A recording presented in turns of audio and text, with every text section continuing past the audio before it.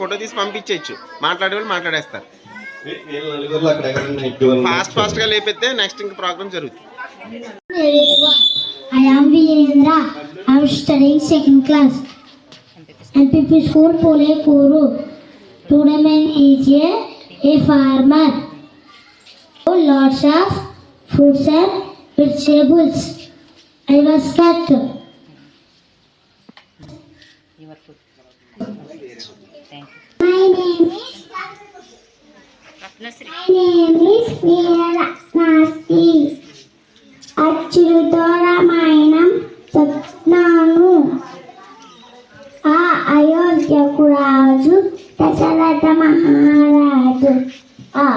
ఆయనకు 3 భార్యలు. ఈ ఇల్లు వెలిసిన దేవుడు శ్రీరామచంద్రుడు.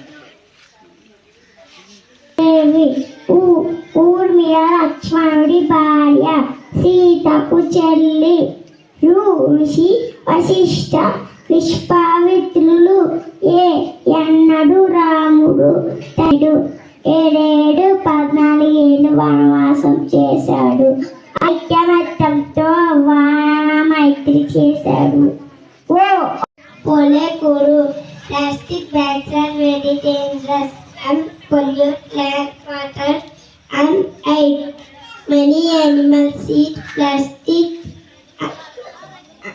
and they die immediately. Don't use plastic. Save to earth. Thank you. My name is Tekshita Kamani. 4th prize. Satyarchana. 5th prize. Venkata Sai Nandan. 6th prize. Swatistri. 7th. My name is Ganesh. 8th. My name is Pawan. 9th. Sudiksha. Very good. అలాగే consolation prices కూడా నిల్చోబెట్టేసేయండి. ఇందాక చెప్పాను కదా, walk చేస్తారు.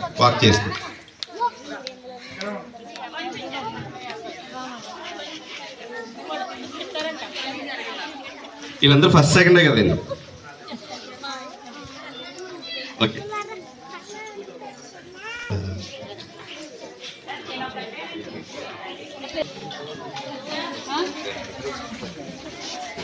First prize ఇవ్వండి. కింద పెట్టేసుకో. చప్పట్లు కొట్టండి.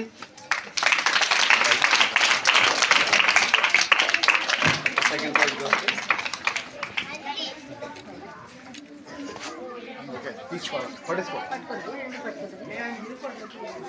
సెకండ్ ప్రైజ్ రైతు.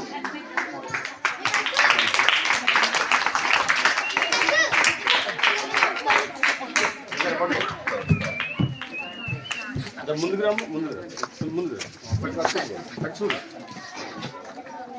Third prize.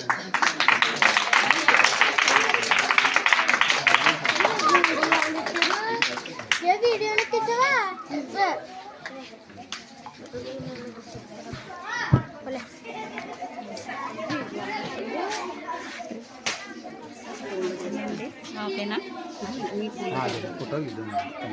ఫోటో అండి అది. ఓకే, నేను ఫొటోస్ తీయలేసాను. మరి అందులో ఏమన్నా వస్తే పంపిస్తాను.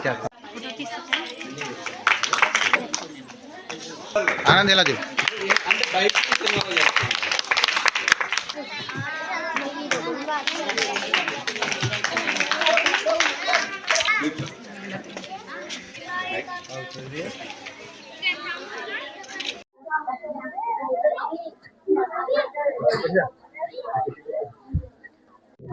యాక్చువల్గా నవంబర్ 14వ తారీఖున చిల్డ్రన్స్ డే సందర్భంగా అంగరంగ వైభవంగా ఇదే ప్రాంగణంలో మన పూలేకూరు మరియు భీమలవరం పరిసర ప్రాంతాల్లో ఉన్న 11 ప్రాథమిక పాఠశాలలకు కార్యక్రమం చేద్దామని అనుకున్నామండి. అయితే అన్వయ కారణాల వల్ల మనకి పిల్లలు ట్రాన్స్పోర్ట్ అది అలాగే ఇబ్బంది అవుతుంది, పైనుంచి ఒత్తిడి రావడం వల్ల ముందుగా మన తోటపేట మరియు పోలేకూరు 2 స్కూళ్ళు ఈ రోజు ఇక్కడ చేయడం జరుగుతుందండి. ఇందులో మంచి మంచి కాన్సెప్ట్స్ ఇచ్చాం. పిల్లలు చక్కగా ప్రదర్శన చేస్తున్నారు. వాళ్ళ తల్లిదండ్రులు కూడా పిల్లల్ని చక్కగా ప్రోత్సహించారు. అంటే చిల్డ్రన్స్ డే అంటే నెహ్రూ గారి పుట్టినరోజుని చిల్డ్రన్స్ డే జరుపుకుంటాం మనం. అది పిల్లల్లో ఒక స్కూల్లో ఒక చక్కని పండగ వాతావరణం తీసుకొచ్చేలా చేయడానికి ప్రయత్నం చేయడానికి నా వంతు స్కూల్కి సహాయ సహకారాలు అందించడానికి ముందుకు వచ్చాను. అయితే ఇందులో పిల్లలు చాలా కృషి చేశారు.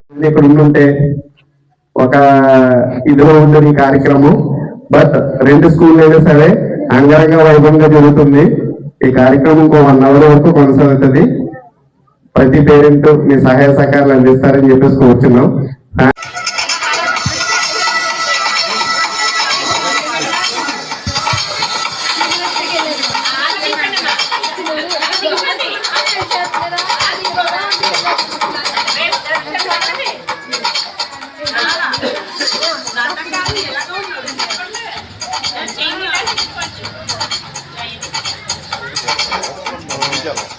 I am studying 5th class. My school name is MPP School, Totapeta. నేను ఈరోజు నెహ్రూ గారి గురించి చెప్పబోతున్నాను. జవహర్లాల్ నెహ్రూ 14 నవంబర్ 1889 ఉత్తరప్రదేశ్లో అలహాబాద్లో జన్మించారు. నెహ్రూ తండ్రి పేరు మోతీలాల్ నెహ్రూ, తల్లి పేరు స్వరూపరాణి. నెహ్రూ గారు ఇంగ్లాండ్లోని ప్రఖ్యాత న్యాయ విద్యా సంస్థ అని చెప్పవచ్చు. నెహ్రూ గారు 1946 డిసెంబర్ 13న రాజ్యాంగం సభలో ఆసియాల లక్ష్యాల తీర్మానాన్ని ప్రవేశపెట్టారు. ఇది అంతిమంగా భారత రాజ్యాంగం యొక్క ప్రవేశికగా మారింది. భారత స్వాతంత్ర్యానికి ప్రధానమంత్రిగా సేవలందించారు. ఆయన పార్లమెంటరీ ప్రభుత్వాన్ని స్థాపించారు. గ్లింప్సెస్ ఆఫ్ వరల్డ్ హిస్టరీ మరియు డిస్కవరీ ఆఫ్ ఇండియా వంటి గ్రంథాలను రచించారు. ఇంతటి మేధావి అయిన నెహ్రూ గారికి చిన్నపిల్లలు అంటే చాలా ఇష్టం. అందుచేత ఆయన పుట్టిన జరుపుకుంటున్నాం. ఇటు ఆశిస్తూ నా ఫౌండేషన్ నెహ్రూ గారి గురించి ఆదర్శ ప్రాథమిక పాఠశాల యందు 5వ తరగతి సంఖ్యలు. భారతదేశ మొట్టమొదటి ప్రధానమంత్రి, యోధుడు, ప్రముఖ రాజకీయ నాయకుడు, రచయిత మరియు చరిత్రకారుడు అయిన వారి జయంతిని పురస్కరించుకొని అధికారికంగా 1957వ సంవత్సరం ఏనుగును తనకు బహుమతిగా పంపమని అడిగారు. అంత దూరం వెళ్ళే ఏనుగు కోసం వెతుకుతుండగా ఒక ఏనుగు దొరికింది. అది తెలివైనది, దృఢమైనది అని పంపారు. గాలిని బలవంతంగా బయటకు నెట్టడం ద్వారా వాయు మార్గాలను శుభ్రపరుస్తుంది. సాధారణంగా దగ్గు 2 రకాలుగా వస్తుంది. 1 పొడి దగ్గు, 2 తడి దగ్గు. పొడి దగ్గు సాధారణంగా అస్తమా, కోల్డ్, అలర్జీస్, కోవిడ్ వచ్చినప్పుడు వస్తుంది. తడి దగ్గు సాధారణంగా cold and flu, lung infection వచ్చినప్పుడు తడి దగ్గు వస్తుంది. దగ్గుకి కారణమయ్యే క్రిములు అనగా బ్యాక్టీరియా, వైరస్లు, పారాసైట్స్ మన శరీరంలోనికి నోటి ద్వారా, గాయాల ద్వారా, కళ్ళ ద్వారా ప్రవేశిస్తాయి. చేతులు, బొమ్మలు, సీదడం, దగ్గడం ద్వారా క్రిములు ఒకరి నుండి ఇంకొకరికి రవాణా చేయబడతాయి. దగ్గుని అదుపు చేయాలంటే నోటికి, ముక్కుకి టిష్యూ పేపర్ని అడ్డం పెట్టుకోవడం, తరువాత టిష్యూ పేపర్ డస్ట్బిన్లో వేయడం, దగ్గు తగ్గిన తరువాత సీదడం తరువాత చేతులను సబ్బుతో శుభ్రంగా కడగడం, దగ్గేటప్పుడు మాస్క్ పెట్టుకోవడం ద్వారా దగ్గుని అదుపు చేయవచ్చు. దగ్గు నుండి త్వరగా బయటపడాలంటే వేడి నీరు త్రాగటం, విశ్రాంతి తీసుకోవటం, ఆవిరి పట్టడం తల్లిదండ్రులకు తెలియజేస్తే వారు అవసరమైతే హాస్పిటల్కు తీసుకుని వెళతారు. ఈ విధంగా దగ్గు నుండి పూర్తిగా బయటపడతాం. నాకు ఈ అవకాశాన్ని ఇచ్చిన గ్లెన్మార్క్ ఫౌండేషన్ వారికి, డాక్టర్ ప్రసాద్ గారికి, చైర్మన్ గారికి, ప్రధాన ఉపాధ్యాయుల వారికి, తల్లిదండ్రులకు ధన్యవాదాలు తెలుపుకుంటూ నా ఈ ప్రసంగాన్ని ఎంతటితో ముగిస్తాను. కాలేజీ భాగంగా నేను ఈరోజు దగ్గు గురించి చెప్పబోతున్నాను. దగ్గు అనేది వ్యాధి కాదు. దగ్గు అనేది ఒక సహజ ప్రక్రియ. దగ్గు అంటే వాయు మార్గం అనగా శ్వాసనాళాలు మరియు ఊపిరితిత్తులు చికాకు కలిగించే పదార్థాలని ధూళిని తొలగించడానికి మన శరీరం గాలిని బలవంతంగా బయటకు నెట్టడం ద్వారా వాయు మార్గాలను శుభ్రపరుస్తుంది. సాధారణంగా దగ్గు 2 రకాలుగా వస్తుంది. ఒకటి పొడి దగ్గు, 2 తడి దగ్గు. పొడి దగ్గు సాధారణంగా ఆస్తమా, కోల్డ్, ఎలర్జీస్, కోవిడ్ వచ్చినప్పుడు వస్తుంది. తడి దగ్గు సాధారణంగా cold and flu, lung infection, acute బ్రాంకైటిరియా వైరస్, పారాసైట్స్ మన శరీరంలోనికి నోటి ద్వారా, గాయాల ద్వారా, కళ్ళ ద్వారా ప్రవేశిస్తాయి. చేతులు, బొమ్మలు సీదడం, దగ్గడం ద్వారా క్రిములు ఒకరి నుండి ఇంకొకరికి రవాణా చేయబడతాయి. పిల్లల్లో వేయడం, దగ్గిన తరువాత, సీదడం తరువాత చేతులను సబ్బుతో శుభ్రంగా కడుక్కోవడం, దగ్గేటప్పుడు మాస్క్ని పెట్టుకోవడం. ఈ విధంగా దగ్గుని అదుపు ఈ పాప చక్కగా మాట్లాడింది దగ్గు గురించి అండి. అవేర్నెస్ ప్రోగ్రామ్ అది చాలా బాగా మాట్లాడింది. ఇలా మాట్లాడాలి అంటే గవర్నమెంట్ స్కూల్ నుంచి మాట్లాడగలరా లేరా అని మీలో చాలా మందికి అపోహ ఉంది. స్కూల్ నుంచి కూడా తోటపాడు స్కూల్ అవ్వచ్చు, కోలేకూరు స్కూల్ అవ్వచ్చు, 2 స్కూల్ నుంచి కూడా మంచి మంచి పర్ఫార్మెన్సెస్ ఇచ్చే పిల్లలు. ఇంత చక్కగా మన ముందు మాట్లాడిన ఈ పిల్లలు అందరికీ గిఫ్ట్లు ఇవ్వాలన్న ఆలోచనతో నలుగురికి ఇవ్వడం జరుగుతుందండి.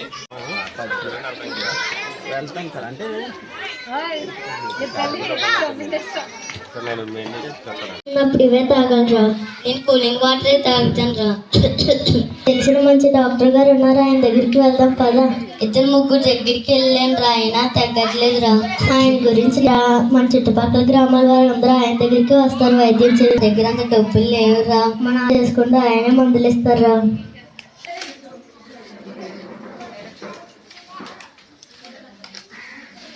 ఏం తింటారేంటి? పూరీలు, బజ్జీలు, కూల్ డ్రింక్లు. కూలింగ్ వాటర్ తాగలేకపోతే అసలు వాటర్ తాగినట్టే ఉండదు డాక్టర్ గారు. సమోసాలు, జిలేబీలు ఏ పాపం చేసేట వాటిని చేశారు? దగ్గు తగ్గిన తర్వాత తిందామని వదిలేసాను డాక్టర్ గారు. మీరు ఇలాగే తింటూ ఉంటే మీకు ఇంకా కొత్త సమస్యలు వస్తాయి. మీకు నేను 3 రోజులు మందులు రాసినాను, వాడండి. దగ్గంటే ఏంటండి? ఎందుకు వస్తుంది? అదేం లేదు కిత్తి. దుమ్ము, ధూళి, బ్యాక్టీరియాలు వంటివి మన శరీరంలోకి ప్రవేశిస్తాయి కిత్తి. కొన్నిసార్లు అవి ఊపిరితిత్తులో కఫం కింద అవుతాయి. అవి మన క్రియ దగ్గు కానీ జబ్బు కాదు కీర్తి. మీకే చెప్తున్నాను, దగ్గు ఒక లక్షణమే కానీ జబ్బు కాదు. నాతో పాటు కఫం కూడా వస్తుంది. ఇలా వచ్చిన దాన్ని న్యూమోనియా అని కూడా అంటారు.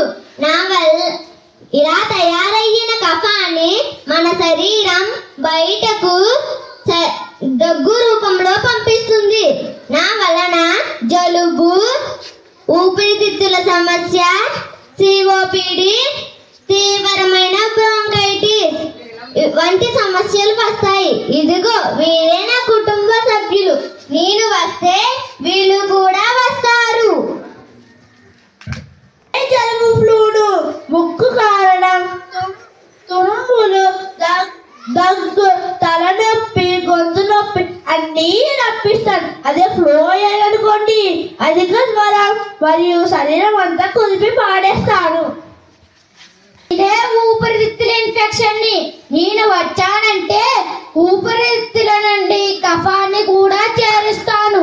నేను ఉన్నప్పుడు కఫంతో దగ్గు, శ్వాస తీసుకోవడంలో ఇబ్బంది, ఛాతీ అంతా బరువుగా చేస్తాను. నేను వచ్చానంటే ఊపిరి పీల్చుకోవడంలో ఇబ్బంది పెడతాను. గాలి కొట్టాలని మూసేస్తాను. దగ్గుతో ఎక్కువగా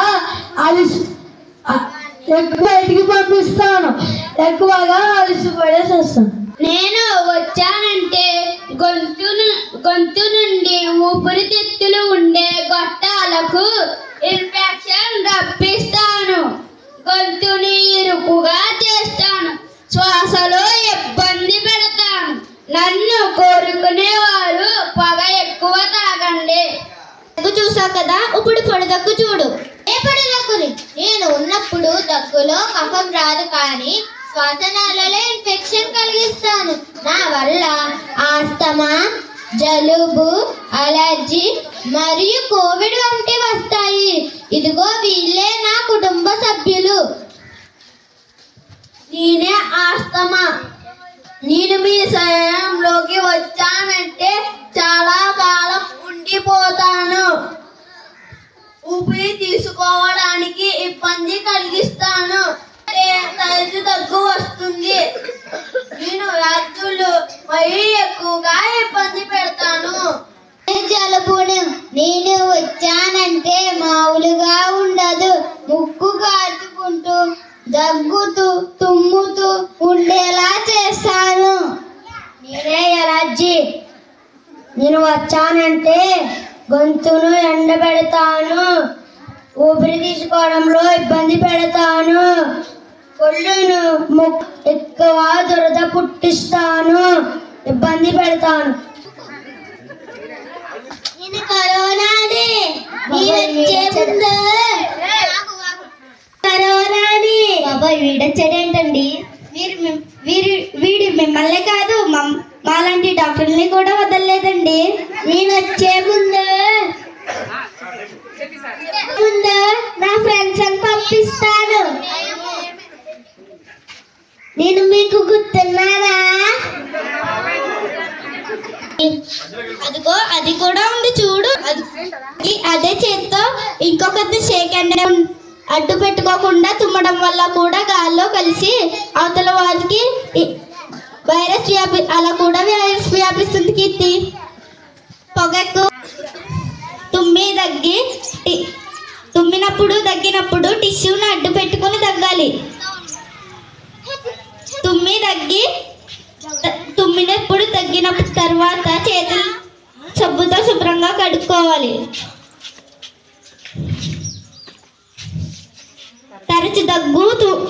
తరచు దగ్గు జలుబు ఉన్నప్పుడు అలా మాస్క్ ధరించాలి. గిత్తి దీని నుంచి త్వరగా కోలుకోవడం ఎలా డాక్టర్ గారు?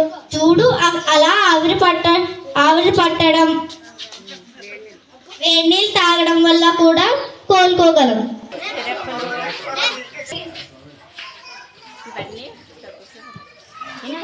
వాడాలి. చెప్పండి.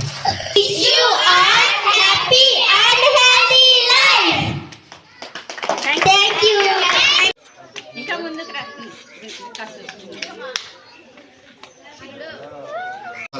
అనే ఒక కాన్సెప్ట్ అనమాట అండి. కాప్ మీద అవేర్నెస్ ప్రోగ్రామ్ అని వీళ్ళకి నేను స్క్రిప్ట్ ఇచ్చాను అంతే. మామూలుగా కాప్ ఎన్ని రకాలు, ఎలా వస్తుంది, కాఫ్ అంటే ఏమిటి, దాన్ని మనం ఎలా బ్రేక్ చేయాలి, ఏ జాగ్రత్తలు తీసుకోవాలి అని వీళ్ళకి ఒక మ్యాటర్ ఇచ్చాను నేను. కానీ నేను ఎక్స్పెక్ట్ చేయలేదు ఇంత ఎలా చేస్తారని మాత్రం నేను ఎక్స్పెక్ట్ చేయలేదు. చాలా ఎక్సలెంట్గా చేశారు పిల్లలు. ఈ కాన్సెప్ట్ నిజంగా రీచ్ అవ్వాలి, గ్రామాల్లోకి అది రీచ్ అవ్వాలి.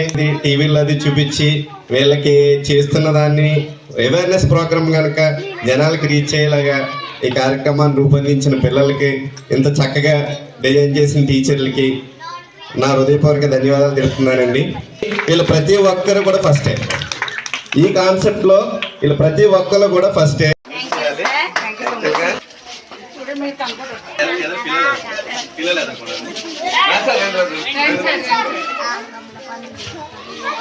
నిజంగా మనకి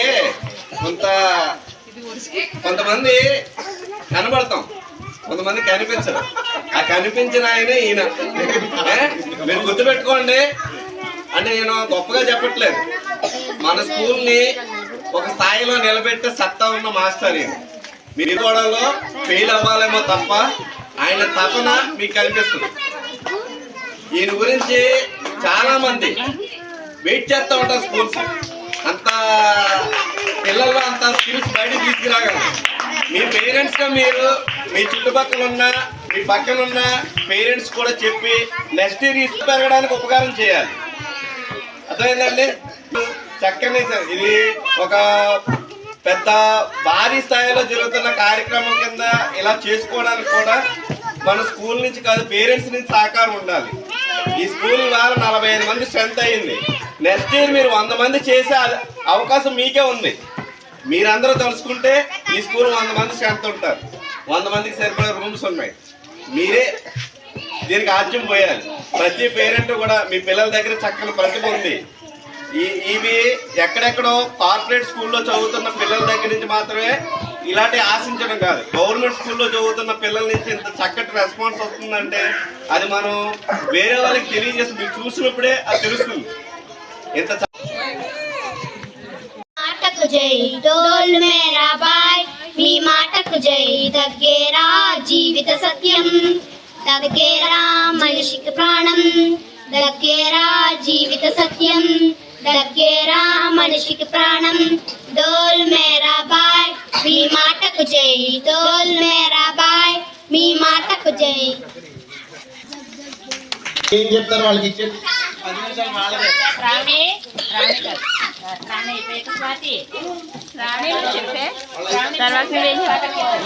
ఏం చెప్తావు? నీటి కాగితంతో చేసిన పన్న చిట్టిన చూడవచ్చాడు.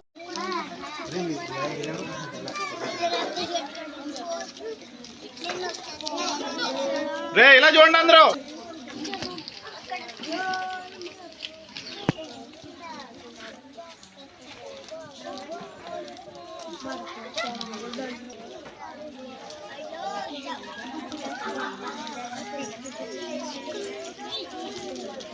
ఓకే, ఈ కార్యక్రమం చేసిన డాక్టర్ గారు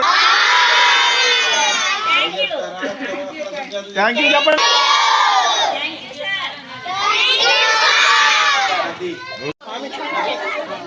ఒరే చప్పట్లో.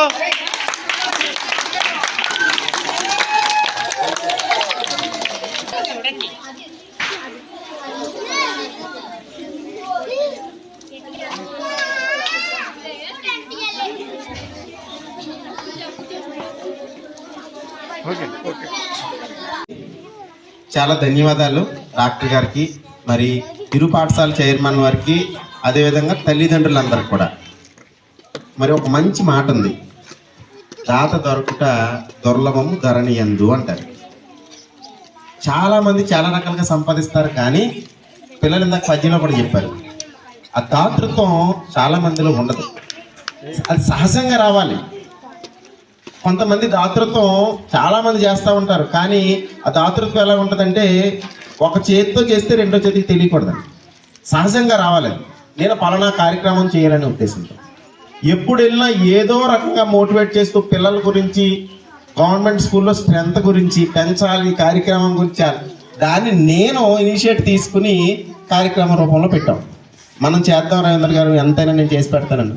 యాక్చువల్గా మరి మా దురదృష్టం 11 స్కూల్స్ జరగాలి ఈరోజు. ఇక్కడ చాలా పిల్లలకు సంబంధించినటువంటి తల్లిదండ్రులు అందరూ రావాలి. కమిషనర్ గారు ఉండడం వల్ల మరి అది కూడా వదలలేదు సారు, చేస్తాగా మేము కృతజ్ఞతలు మరి ధన్యవాదాలు తెలియజేసుకుంటున్నాం. అదేవిధంగా తల్లిదండ్రులు, అమ్మ ఎంత మంచిగా ఎక్కువ చూపించాలని ఆయన తపన. మరి మనం క్వాలిటీ ఆఫ్ ఎడ్యుకేషన్లో కానీ అంటే పిల్లలకి ఆశయాలు నెరవేరుతాయి.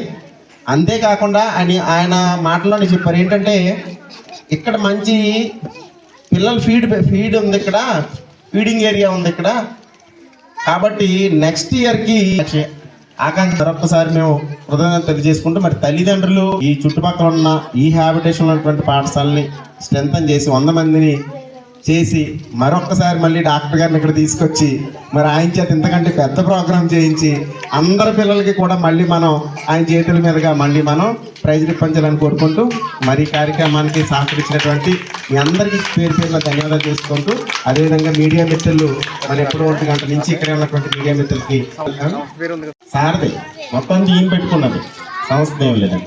అదేవిధంగా సహకరించినటువంటి 2 SMC చైర్మన్లు కూడా మరి మన గౌరవ దాత చేతుల మీదుగా ఒక చిన్న చిరు సత్కారం ఉంది స్వామికి, మేడం గారు కూడా